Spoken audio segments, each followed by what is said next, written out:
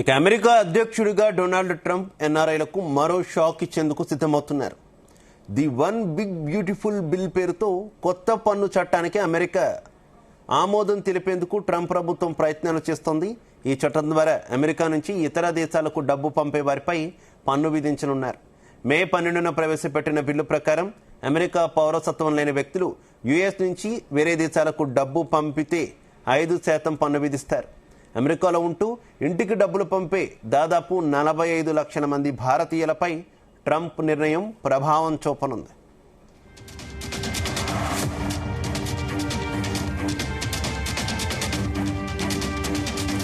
ఇక ట్రంప్ నిర్ణయానికి సంబంధించి మరింత సమాచారం మా చీఫ్ న్యూస్ కోఆర్డినేటర్ రాధాకృష్ణ అందిస్తారు. రాధాకృష్ణ. Good evening Shiva.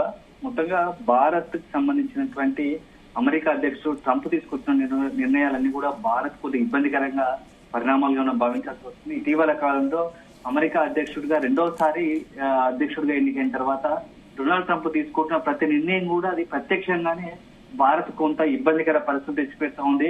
మొదటి నుంచి కూడా అమెరికా అధ్యక్షుడు ట్రంప్ తీసుకున్న నిర్ణయాలు వరుసపెట్టి చూస్తే గతంలో అక్కడ ఉన్నటువంటి అక్రమంగా ఉన్నటువంటి లేకుంటే అక్కడ ఉన్నటువంటి భారత పౌరులకు సంబంధించి విద్యార్థులు చదువుకున్న విద్యార్థులను అంటే సంఖ్యలతో మరి ఇండియాకు పంపించిన పరిస్థితులు ఉన్నాయి. సో అనర్హత అంటే అక్రమంగా ఉంటున్నారు అక్కడ చెప్పేసి వాళ్ళను భారత్ లో విమానంలో సంఖ్యలో నుంచి బానిసలాగా పంపించారు. సో అది కాకుండా ఇటీవల కాలంలో మరొకసారి సుంకాలు విధించి ఒక రకంగా ఇబ్బంది గురి చేస్తారు. ఇప్పుడు తాజాగా ట్రంప్ తీసుకున్నాక మరొక నిర్ణయం కూడా ఇప్పుడు చాలా అక్కడ ఉన్నటువంటి భారత అయితే ఎన్ఆర్ఐలు ఎవరైతే ఉన్నారో అమెరికాలో ఉన్నటువంటి భారతీయులకు కొద్దిగా ఇబ్బందికరంగా మారింది. ఎందుకంటే అమెరికా అంటేనే కొద్దిగా డాలర్ డ్రీమ్స్ అంటారు.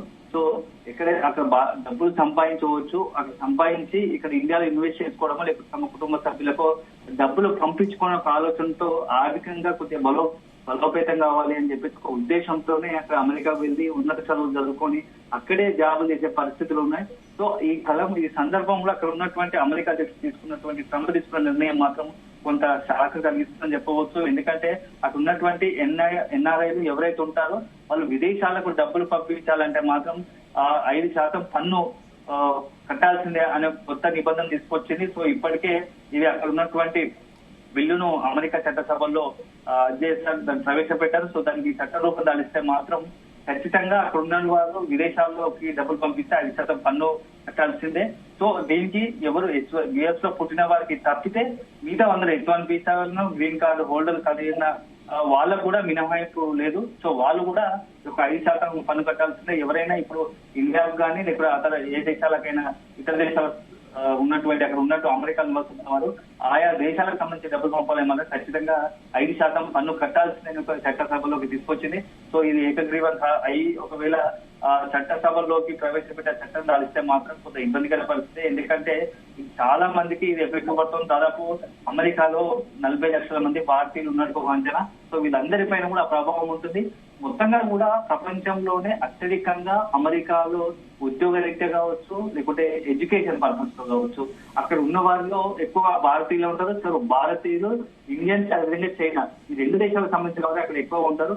సో ఈ మధ్య కాలంలో ట్రంప్ తీసుకున్న నిర్ణయాలు మాత్రం ఈ 2 దేశాలకు టార్గెట్ గా సాగుతున్నాయని చెప్పవచ్చు. దానికి కూడా కారణం ఏంటంటే మొత్తంగా కూడా ఆర్థికంగా ఇప్పుడు ప్రస్తుతం అమెరికాకు పోటాపోటీగా నిలుస్తున్న దేశాల్లో ఒకటి భారత్, అదే విధంగా చైనా ఉంది. ఎందుకంటే మానవ హ్యూమన్ రిసోర్స్ కు పెట్టింది పేరుగా ఉంది. చైనా కావచ్చు, అదేవిధంగా ఇండియా కావచ్చు, పెద్ద ఎత్తున హ్యూజ్ పాపులేషన్ ఉంటుంది. సో 100 కోట్ల మంది సంబంధించి పైగా 140 కోట్ల మంది పైగా జనాభా ఉన్నారు. సో దీనికి తోడు అక్కడ ఉన్నటువంటి వనరులు ఉండడంతో పెట్టుబడులకు సంబంధించి ప్రపంచవ్యాప్తంగా కూడా ఎక్కడ పెట్టుబడులు పెట్టాలన్నా లేకుంటే మ్యానుఫ్యాక్చరింగ్ కంపెనీస్ పెట్టాలంటే సరైన మానవ వనరులు ఉన్నది ఈ 2 దగ్గర కాబట్టి అందులో ఇండియాను చూస్ చేసుకుంటున్నారు. లేకుంటే చైనా. ఇప్పటి వరకు మొన్నటి వరకు చైనా దగ్గర ఉన్నటువంటి పెద్ద పెద్ద బడా కంపెనీలు అన్ని కూడా తమ యూనిట్స్ ను ఎవరైతే ఉత్పాదకంగా అంటే మొత్తంగా కూడా యూనిట్స్ అయితే మ్యానుఫ్యాక్చరింగ్ యూనిట్స్ ఉత్పత్తి కేంద్రాలు అన్ని కూడా ఇండియాలో పెట్టాలనుకుంటే రీసెంట్ గా చూసాం మనం యాపిల్ లాంటి ప్రపంచ దిగ్గజ కంపెనీ కూడా ఇండియాలోనే తమ ఉత్పత్తి కేంద్రాలు పెట్టాలనుకుంటున్నాయి. ఆ రకంగా పెట్టి అదేవిధంగా వాళ్ళ బిజినెస్ తో కూడా లాభాలు ఆర్జిస్తున్నాయి. ఈ నేపథ్యంలో అట్లాంటి మొత్తంగా కూడా ఈ రకంగా మన ఏంటంటే దేశ ఆర్థికంగా ముందుకు వెళ్ళడానికి, దేశ ఆర్థిక ప్రగతికి ఇవన్నీ కూడా ఊతమిస్తున్నాయి.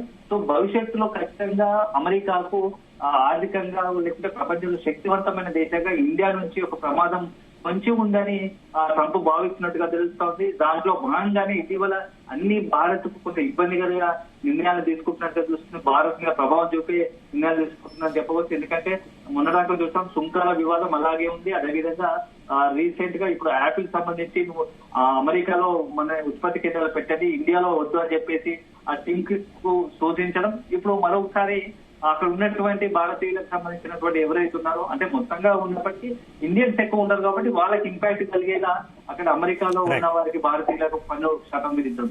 ఇవన్నీ చూస్తుంటే ట్రంప్ ఇండియాని టార్గెట్ చేసుకుని ఈ నిర్ణయాలు తీసుకుంటున్నారా, ఇండియా పైన ఏమైనా ప్రతీకారం తీసుకోవడానికి ఇలాంటి ప్రయత్నాలు చేస్తున్నారా అనేది ఒక మాత్రం చర్చ జరుగుతా ఉంది. Right, okay, thank you.